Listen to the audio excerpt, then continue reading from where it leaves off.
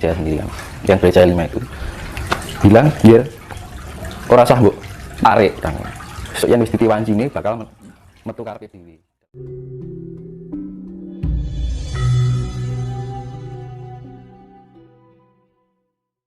Seperti saya bilang bahwa Indonesia itu adalah dari bahasa Yunani, ya kan? Indonesius, ya kan? Itu kan Indonesius itu kan kepulauan yang sifatnya kepulauan Hindia, artinya kan itu dari bahasa Yunani. Jadi bukan dari bahasa Nusantara sendiri. Kalau bahasa Nusantara itu aslinya bahasa asli Nusantara adalah Sanskerta. Itu makanya secara alami itu akan berganti sendiri dengan nama Nuswantara gitu. Kenapa yang dipilih itu harus Kalimantan Timur, sedangkan kalau kita melihat dari beberapa spiritual, Pulau Jawa ini kan dinamakan pakunya tanah Nusantara, Mas. Kenapa kok nggak cukup di Jakarta aja? Itu kan bagian dari sebuah konsep kan. Di orang melihatnya zaman sekarang kan melihatnya apa yang bisa dilihat oleh mata, ya kan? Jarang sekali orang sekarang melihat dengan mata batin, ya kan? Dia orang memprediksinya bahwa Kalimantan itu letak geografisnya memadai untuk dibikin sebuah negara karena tanahnya juga luas, posisinya di tengah-tengah, ya kan? Nah, kalau menurut saya sih, terus kalau Kalimantan disangkut-sangkutkan dengan berbentuk yang pulaunya berbentuk semar kan. Nah itu kan dikait-kaitkan seperti itu. Tapi sebenarnya pusatnya tetap di Jawa. Kalau apa yang saya lihat loh, itu pusatnya tetap di Jawa. Gitu. Tapi besok itu ada keterkaitan, kan sifatnya besok itu satu, nggak terpecah-pecah yang terpusat di Jakarta aja, itu nggak sekarang ini. Besok itu di Kalimantan diperpusatkan, di Jawa juga ada pusatnya, nanti saling melengkapi, ada keterkaitan sistem ketatanegaraan gitu. Jadi bisa jadi kayak ibu kota itu ada dua. Pandangan Mas Dinus terkait dengan pemindahan ibu kota Kalimantan itu ke depan bagaimana? Apakah bisa menyamai yang sekarang di Jakarta ini? Melebihi. Alasannya, Mas? Ya karena gimana ya? Secara yang namanya kejayaan kan ada dua. Iya. Iya kan? Kejayaan yang sifatnya fisik dan non fisik. Kejayaan yang sifatnya fisik itu adalah kekayaan, kemakmuran, ya kan? Nah, kejayaan yang sifatnya non fisik itu adalah kebahagiaan dan kedamaian. Tuh. Makanya dengan kejadian gejolak alam nanti itu akan bermunculan harta-harta yang tersimpan di alam gaib. Alam yang selama ini disimpan entah itu di gunung, entah itu di lautan. Nah, munculnya itu memberikan gejolak pada alam. Bahkan pusaka-pusaka itu juga pengaruh. Kan gitu. Lah, itu nanti besok jangan heran kalau banyak bermunculan harta-harta yang disebut harta amanah. Harta amanah ada dua. Harta yang berasal yang sifatnya disimpan di alam gaib. Kedua, yang jadi kolateral dunia di Bank Swiss, Bank Dunia. Nah itu yang sekarang banyak orang ingin mencairkan dengan menunjukkan dokumen-dokumen yang akhirnya banyak yang kena korban, kan gitu. Nah gini sebenarnya ya, kalau saya membaca dari apa yang leluhur rencanakan. Dulu kan negara kita kan dijajah sampai beratus-ratus tahun tuh. Dijajah Jepang sampai Belanda sampai berapa ratus tahun, Jepang sampai 50 tahun kan gitu. Nah, Bapak Soekarno itu mempunyai ada kontaksi dengan para leluhur gaji kayak rundingan bagaimana agar Nusantara Indonesia ini terbebas dari penjajahan. Nah, karena Indonesia itu ibaratnya itu berkelimpahan sumber daya alam, juga banyak peninggalan harta kekayaan zaman dinasti, ya kan gitu.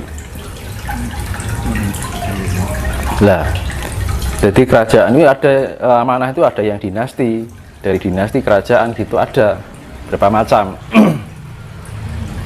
Nah, itu untuk melindungi itu, akhirnya dengan cara sebagian besar itu dilindungi di alam gaib, dan sebagian besar memang sudah tersedia secara alami di alam, yang sebagian kecil itu untuk diberikan pancingan pada perbankan dunia. Jadi tujuannya apa? Harta ini diberikan ke bank dunia agar mereka yang menjajah ini merasa tercukupi dengan fondasi kolateral dunia ini, akhirnya dia bisa memakmurkan negaranya masing-masing. Akhirnya berdirilah kayak yang itu termasuk persetujuan dengan PBB juga kan gitu. Nah, akhirnya ada perjanjian di tahun 1963 oleh Pak Karno itu dengan catatan bahwa ada pemberian atau penyimpanan dana amanah untuk disimpan di Bank Dunia sebagai fondasi kolateral dunia. Itu kalau misal pun itu ditarik ke Indonesia, Eropa, Amerika, bahkan negara-negara Eropa, Amerika itu akan miskin. Mereka tidak akan berdaya. Makanya setiap orang yang merasa diberikan hak, mempunyai dokumen, mau menarik ke Indonesia akan kesulitan, akan dipersulit, karena mereka juga akan tahu misalkan ini dikembalikan, mereka juga akan menerima kehancuran, yaitu kemiskinan. Nah, mereka juga punya otak gitu loh, nggak mau diperlakukan seperti itu. Nah, jalan satu-satunya adalah nanti terjadinya gejolak alam besar-besaran, penyaringan.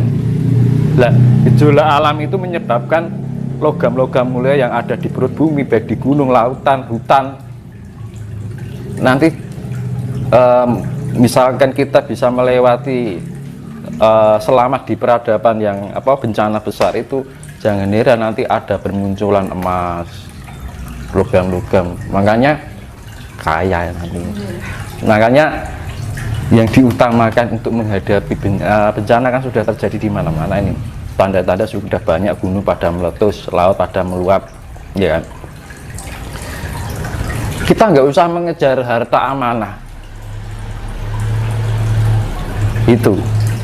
Nah, banyak orang yang terkecoh tentang adanya amanah. Orang yang mengejar amanah yang belum saatnya keluar harus dia tarik dengan cara, mungkin ada orang-orang spiritual menarik dana amanah yang secara gaib, percuma nanti. Jadi karena gini, saya berbicara gini, saya pernah ngerjain kayak gitu. Terus saya dulu saya diwelingi sama, kebetulan yang memberitahu saya yang Brawijaya sendiri kan, yang Brawijaya 5 itu bilang, "Nggir, ora sah mbok tarik kan. Sok yen wis ditiwancine bakal metu karepe dhewe." Dalam arti kalau bahasa Indonesia nggak usah diambil,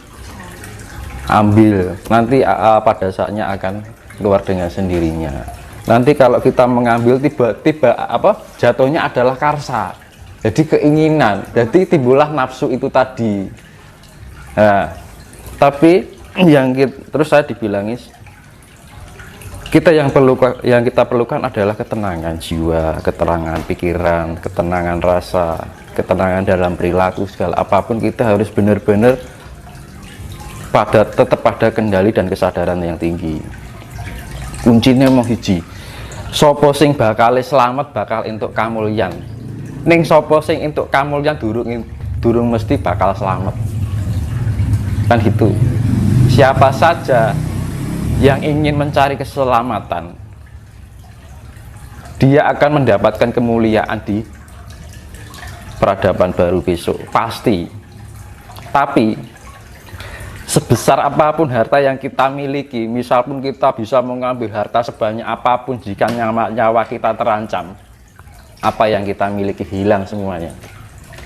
Apa yang kita kejar, apa yang kita cari itu adalah sesungguhnya apa yang kita tinggalkan.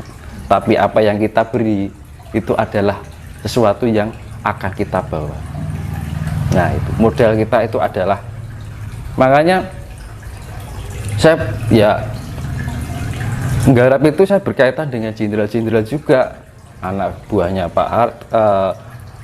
Pak Soekarno, umurnya udah ratusan tahun. Saya berhubungan langsung nggarap ini sampai ketemu Paduka Bung Karno ya, di hadapan saya, Ibu Ratu ya di hadapan saya, tapi diwelingi, saya duduk di belakangnya itu waktu itu. Memang itu kenyataan. Aku ora gedebus itu loh, tidak omong kosong. Karena saya bicara gini, saya pernah terjun di hal yang sifat amanah itu. Nah, uang itu udah ada, uang 75.000 itu ada di alam gaib itu. Keluar musar kayak angin itu, tapi nggak bisa diambil secara nyata karena saya diwelingi waktu itu ya sama yang bereja sendiri. Ger, iki yang mbok tokne, ana pitukone. Lah pitukone napa yang? Pitukone nyawane wong akeh. Itu Megatrust yang menghabiskan banyak jutaan orang. Apakah siap? Terus saya pikir, akhirnya saya hentikan. Biar alam yang bekerja. Kita cukup menyelaraskan dengan pergerakan alam, karena apa? Alam sedang melakukan refleksi dan kita harus menyeimbangkan diri dengan gerak alam itu juga. Vibrasinya sangat tinggi. Kita juga di saat menerima vibrasi yang tinggi, yang perlu kita lakukan adalah ketenangan. Harus mempunyai pikiran yang lebih rasional, ya kan?